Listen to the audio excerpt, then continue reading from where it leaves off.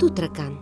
Градът кацнал на брега на голямата европейска река, която тече от запад на изток и свързва 10 държави на Стария континент, заслужено носи прозвището Търново на Дунава. Има няколко хипотези относно произхода на името Тутракан. Една от тях го свързва с името на средновековният руски град Муртаракан, разположен по Северното Черноморие при днешния град Таман, близо до античната Фанагория. Името, според тази хипотеза, било донесено от руски преселници през 10-12 век.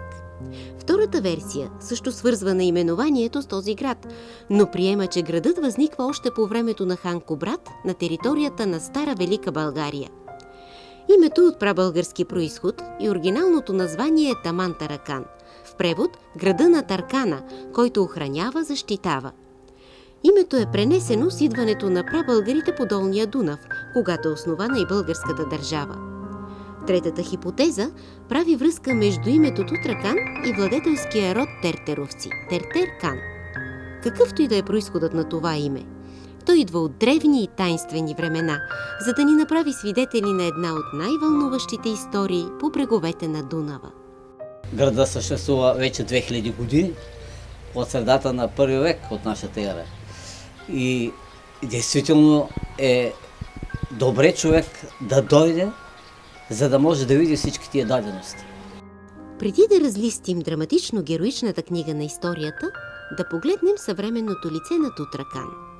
Амфитеатрално разположен на стръмен хълм, който се спуска до Дунав, градът е обърнат към реката, което ни говори за изначалната обвързаност на местните хора с Дунав. Но да не избързваме. В западна посока теренът е доста нисък, а на изток започва високата и равнинна част на Добруджанското плато, което има средна надморска височина 140 метра, а надморската височина на брега при Тутракан достига до 28 метра. Именно от тук, нагоре по Баира, полазват стръмните улички, извеждащи към равнината, където е разположена останалата част на града.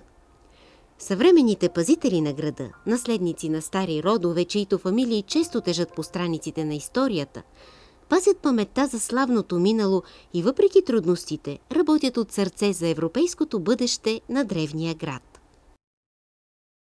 Община Тутракан реши да реализира проекта Трансмариска древното начало, за да можем да покажем и цялата рибарска улица с бита на рибаря, съответно и римските крепостни стени, северния кастел, където се намираме, и южния кастел, който се намира в средната част на град Тутракан.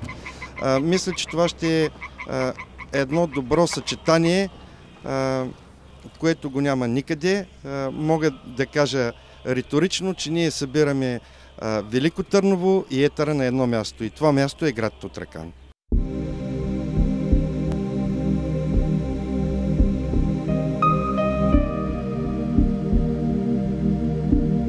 Защитена местност Калимок Бръшлен е създадена с цел да запази една от малкото останали дунавски влажни зони и нейното уникално биологично разнообразие.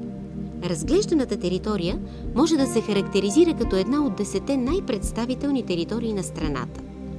Основната консервационна стойност се обуславя от наличието на естествени блатни, крайречни и преовлажнени местообитания. Посочената територия се явява местообитание за голям брой редки в национален и европейски мащаб растителни и животински видове и орнитологично важни места. Поради наличното богато биоразнообразие, защитената местност се явява привлекателно място за осъществяване на екотуризъм. Защитена местност Калимок Бръшлен обхваща площ от около 6000 хектара. Разположена е на територията на Тутраканската низина и включва българските острови по Дунава – Мишка, Малък Бръшлен, Голям Бръшлен, Пясъчник, Безименен, Калимок и Радецки. В защитената местност флората е представена от 109 вида водорасли, 10 вида махообразни, 16 вида гъби, над 300 висши растения. Най-голямото богатство са птиците. Заради над 242 вида птици, от които 134 гнездящи, платото до град Тутракан е обявено от BirdLife International за орнитологично важно място. Най-приоритетни се явяват орнитоложките наблюдения, поради това, че птиците са най-многобройни, атрактивни и лесни за наблюдение. Други видове, като кадроглавия пеликан и бялата лопатарка, отглеждат тук малките си. За трети, като сивите жерави, местността се явява само междинна спирка при тяхната миграция. Наблюдават се и птици, които зимуват тук, като червеногушата гъска, морския орел, гълъба хларопар, малкия нирец и голям брой зеленоглави патици. Наличието на тези птици през зимния период дава възможност за развитие на екотуризма и през студените месеци на годината. Тук се намира една от най-големите чаплови колонии в България, а също така и едни от последните останали вековни брястове, черни тополи и вардимски дъб в България. Защитената местност Галимок-Бръшлен ще бъде привлекателна туристическа дестинация с потенциал за развитие на екологосъобразно и устойчиво земеделие, риболовът и производството на изделия от тръстика. В плана за управление са регламентирани всички дейности, които могат да бъдат извършвани на територията на защитената местност. Това включва мониторинг на компонентите на околната среда, ползване на ресурси, извършване на риболов, добиване на тръстика, билки и други.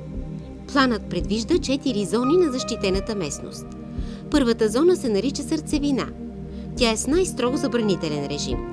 Втората зона е тази за управление на биологичното разнообразие.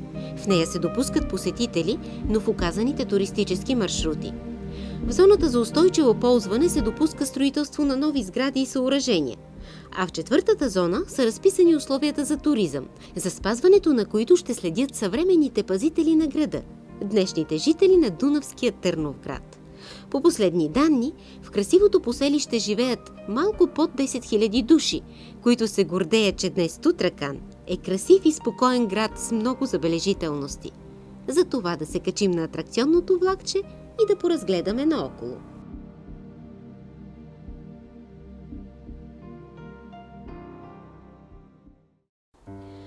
Настоящата територия на града и местността около него е обитавана още от праисторическо време. Открити са важни находки от неолита и енеолита в селищната могила недалеч от Тутракан. Интересни археологически материали, открити при разкопки като каменна оброчна плочка с образа на Хеката, бронзови предмети, накити, оръдия на труда, оръжие и други, свидетелстват за интензивен живот по тези места и особено през античността. Първата поява на римляните тук датира от 15-та година преди новата ера, когато завладяват земите между Хемос, Стара планина и река Данубиус, Дунав, Черно море. Тутракан възниква като селище с ранна Викус, село, наречено Трансмариска в средата на 1 век след Христа. То е било важна станция на военният път покрай Дунавския Лимес, римската военна граница от Сингиндинум, Белград, до делтата на река Дунав. Трансмариска за първи път е спомената в географията на Клавдий Птоломей през първата половина на 2 век. Отбелязан е и на всички римски пътни карти. Тогава е изграден и военен лагер, засвидетелстван от наличието на печата върху строителната керамика на различни римски военни части. Трансмариска е римска и византийска крепост по брега на река Дунав. Името му е съставено от 2 латински думи – транс – отвъд и мариска – блато. По-късно, през 2 и 3 век, тук са разположени по различно време римски военни части на 11-ти Клавдиев легион, първи италийски легион и трако-сирийската кохорта. Крепостта е построена в края на 3 век при големите строителни мероприятия и военно-административни реформи на император Диоклециан. Селището е посетено лично от императора на 18 октомври 294 година, когато е поставено началото на строителството на кастела. Той обхваща площ от 65 декара и е с обиколка на стените 1000 метра. Към 299 година строителството е завършено и Трансмариска отново е посетено от император Диоклециан. Тогава е поставен монументален строителен надпис, който днес се намира в Букурещ.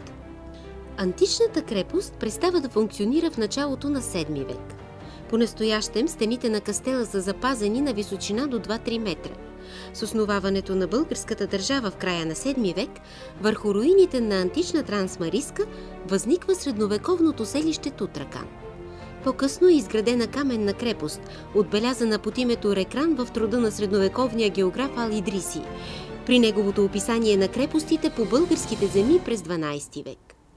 Тутракан се споменава като Тарака между имената на крепостите на цар Иван Шишман, който според Нешри Али Паша завзел при похода си през 1388 година. Османският хронист подробно описва обсадата, първоначално успешната отбрана и последвалата по-късно капитулация на Тутраканската крепост. Средновековната крепост продължава да функционира и през османския период, когато гарнизонът е съставен от местното българско население. През 17-18 век тя губи своето военно значение. Окончателно е разрушена в хода на руско-турската война през 1810 година. До днес е достигнало едно описание на нейните отбранителни съоръжения от 1445 година при превземането на крепостта от западноевропейските рицари, участници в кръстоносния поход начело с бургундският маршал Валеран дю Ваврен.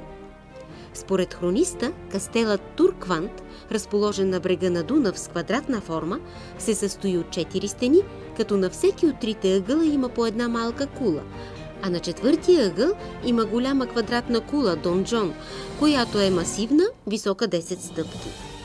Номадските нашествия през 11 век нанасят тежък удар върху селищната структура в нашия край. Почти всички български селища прекратяват съществуването си. Оцелява единствено селището при Тутракан. Тук е построена крепост, която служи като свързващо звено между административните центрове Дръстър и Червен. Тя също има за задача да наблюдава и контролира безлюдните тогава степи на отвъдния Дунавски бряг. През 1388 година Тутракан пада под османска власт, но запазва своя характер на гранична крепост на брега на река Дунав. Според османските регистри от 15-16 век, населението на Тутракан е изцяло българско и е заето основно в отбраната и поддръжката на крепостта. Крепостта и селището са нападани и опожарявани от отрядите на Влашкото воеводство и неговите съюзници през 1445, 1462 и 1595 година. В резултат постепенно българите намаляват и в града доминира мюсюлманското население. Същевременно се възстановява селищната структура в региона. През 16-17 век възникват селата Старо село, Смилов Брод, Стар Смил, Белица, Бела Слатина, Дунавец, Спанчов, Малък Преславец, Кадък Кьой, Долно Оряхово, Сяново и други. От 17-18 век градът започва да се споменава от чужди пътешественици, когато Тутракан е пункт по пътя от Трансилвания през Букурещ до Истанбул. Същевременно грачето служи и като търговско пристанищно средище, обслужващо столицата на Влашкото княжество. През 18-19 век Тутракан и неговата околност са арена на ожесточени сражения при многобройните руско-турски войни. Градът е укрепен с землени фортификации и в него има значителен османски гарнизон. Последователно през 1773, 1810, 1829 и 1854 година руските войски атакуват и овладяват османските укрепления. В хода на тези военни действия голяма част от българското население от града и селата около него се изселва във Влашко и Русия. Нашия град има 2 исторически и 1 етнографски музей. Малко са градовете от нашия калибър, които имат 2 музея. Единият е общо исторически, а другият е музей на дунавския риболов и лодкостроене. Пътешествието из днешен Тутракан, пазител на портите към едно героично и вълнуващо минало, продължава зад стените на историческия музей, където са събрани свидетелства за славната 20-вековна история на града. Музеят е разположен в великолепната Теодорова къща, построена в характерния за края на 19 век виенски стил. Теодоровата къща е принадлежала на заможния търговец Димитър Теодоров, а сградата приютява музея от 1993 година. На 3 етажа се проследява хронологически развитието на Тутраканския край от древността до освобождението от румънската окупация през 1940 година. Музеят разполага и с уникална иконна експозиция от възрожденски икони от Тутраканската духовна околия и снети от църковна употреба старопечатни книги и църковна утвар.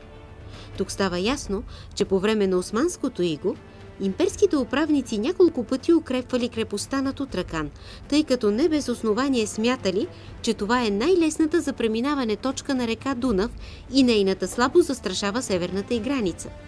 Именно тук, през 1773 година, генерал-майор Суворов преминава с 700 души реката, щурмува крепостта и я превзема. След оттеглянето на руските войни, турците отново влизат в Тутракан.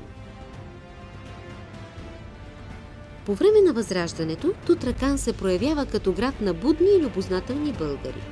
Още през 1862 година тук открива двери първото светско училище, а църквата Свети Николай е построена и тържествено осветена през 1865 година. Именно при Тутракан през 1867 година Дунав преминават четниците на Панайот Хитов със знаменосец Васил Левски. През 1876 година по техните стъпки минава и четата на войводата Таньо Стоянов, за да се включи в априлското въстание.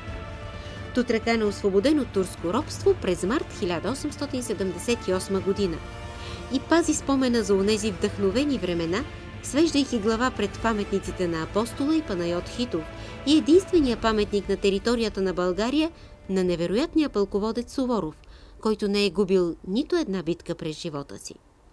След освобождението, Тутракан се превръща в културен и стопански център.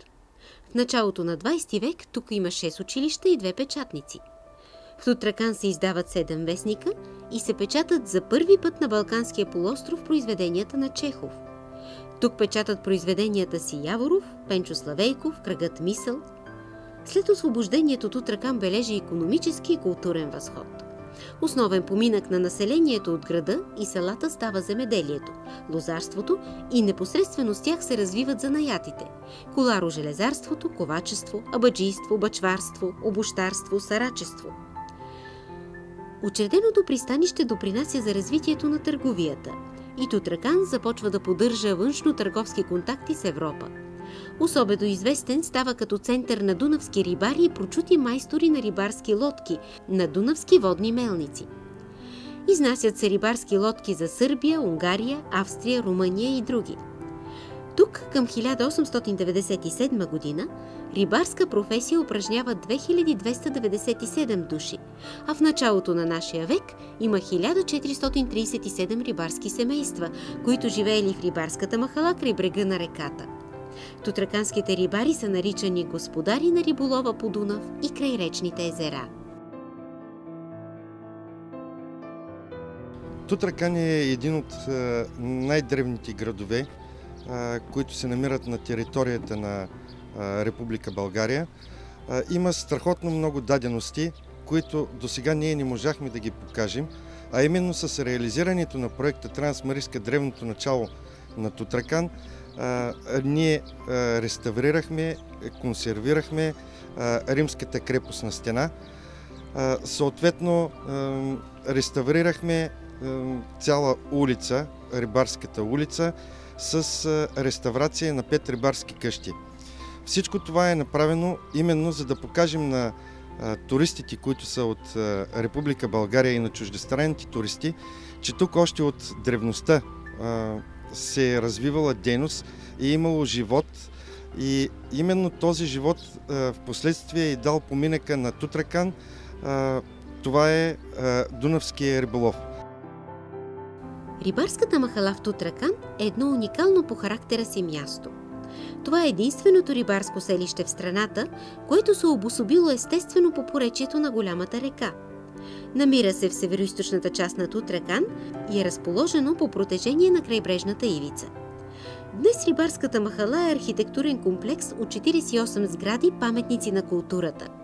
В началото на 90-те години на 20 век по проект на Националния институт за паметниците на културата са реставрирани 2 от къщите. Има планове и за възстановяването на 3-та сграда. Махалата е възникнала в средата на 19 век и това й придава възрожденския вид. Някои от къщите са построени преди 150-200 години и това ги прави особено ценни. В миналото жителите на Тутракан са се препитавали предимно с 2 занаята и двата обвързани неразривно с близката река Дунав. Това са рибарство и лодкостроителство. Най-умелите рибари са били тутраканци, а местните лодки били използвани по цялото българско поречие на голямата река. В началото на 20 век в града е имало 7 работилници за лодки, а повечето от половината население се занимавало с риболов. Двата периода, през които Тутракан е бил в границите на Румъния, от 1913 до 1916 година и след това от 1919 до 1940 година, до известна степен нарушили традициите в местните занаяти, но не и тези в областта на риболова и лодкостроенето. Къщите в рибарската махала са два типа. Едните са построени върху каменни основи, маза, която е дълбока 1,5-2 м. Този вид сгради имали само 2-3 стаи. Вторият тип къщи се характеризират с хоризонтално редените греди. За всички рибарски къщи е характерна липсата на двор. Рибарите не се занимавали с земеделие. Във всеки дом на източната стена имало икона на Свети Никола, под която мъждукало кандило всеки път, когато стопанинът бил за риба. Днес в рибарската махала има хотел и ресторант, а съвсем наблизо се намира единствената останала лодкостроителница, която днес е модерна фабрика за лодки, малки яхти и водни колелета и работи с поръчки от цял свят. Реката естествено оформя поминъка на населението. 2/3 от населението на Тутракан по време на османското владичество и непосредствено след освобождение се занимавало професионално с риболов.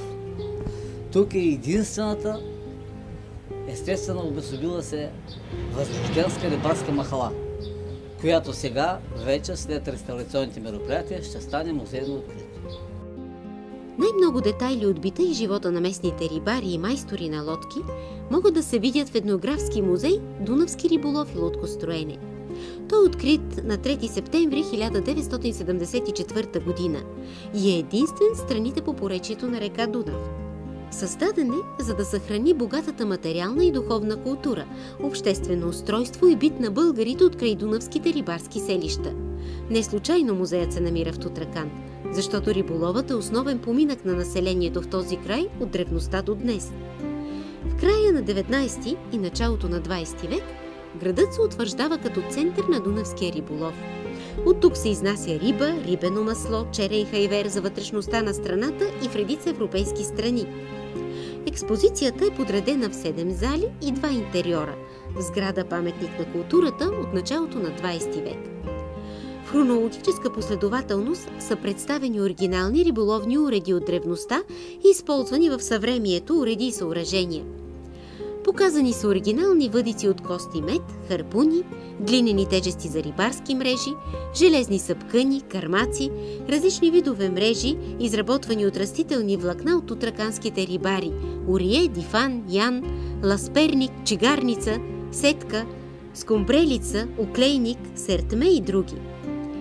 Освен мрежести съоръжения, са представени и кукисти уреди за риболов. Фотоси и графики обясняват начина на риболов в селищата по долния Дунав. Освен показаните риболовни принадлежности, се добива представа за обществената организация на риболовците, сметководството, вътрешната уредба на жилищата им, духовната им култура. Пътят ни завежда до уникалната сграда на църквата на Свети Николай.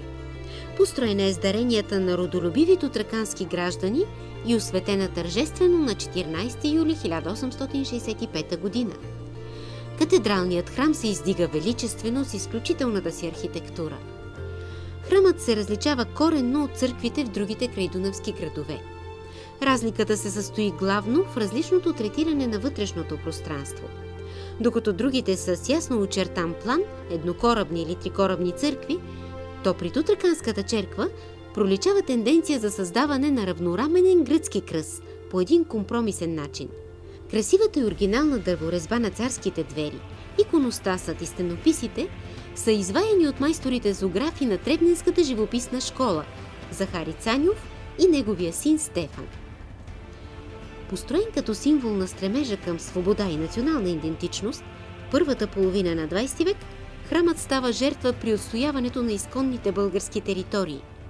Тутракан и неговата околност след 20-те години на 20 век имат незавидна и трагична съдба, тъй като попадат под чуждо владичество.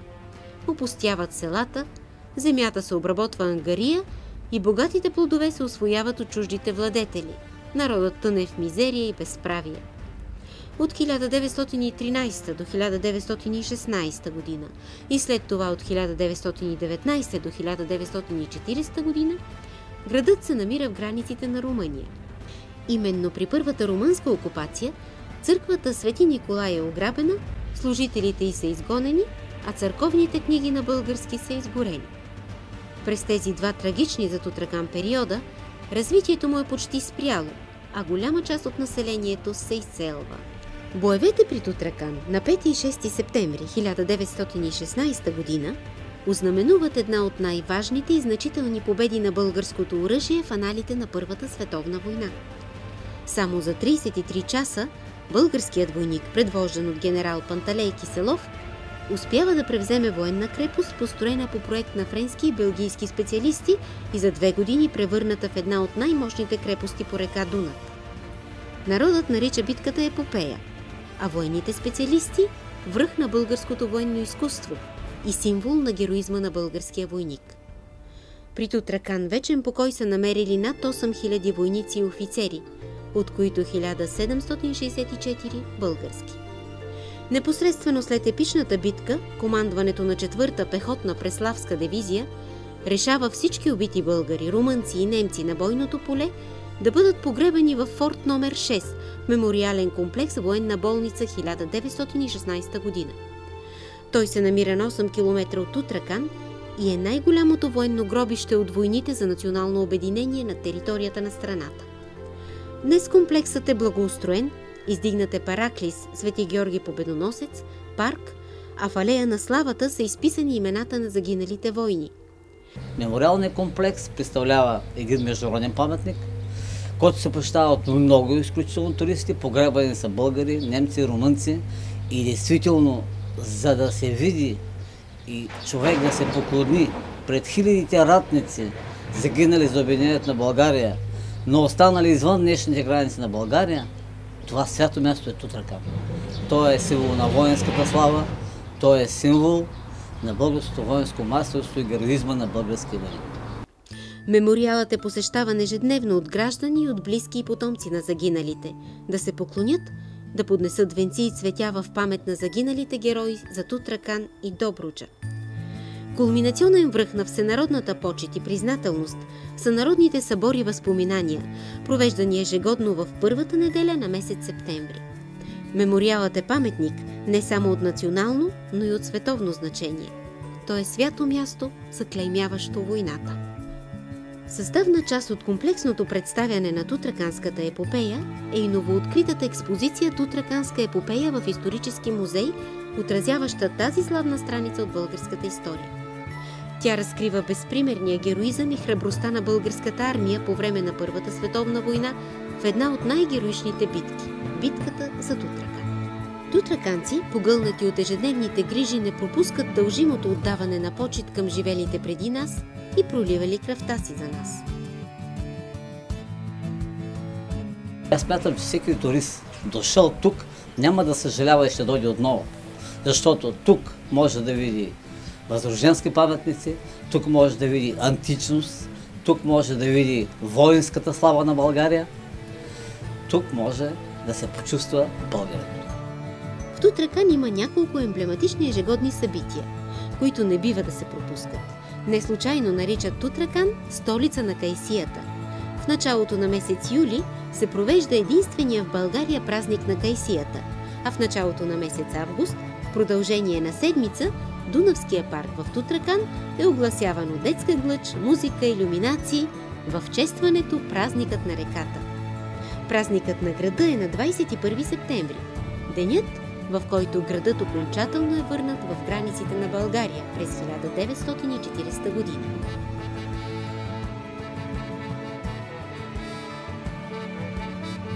Безспорно залезите в Тутракан са едни от най-красивите по цялото поречие на река Дунав.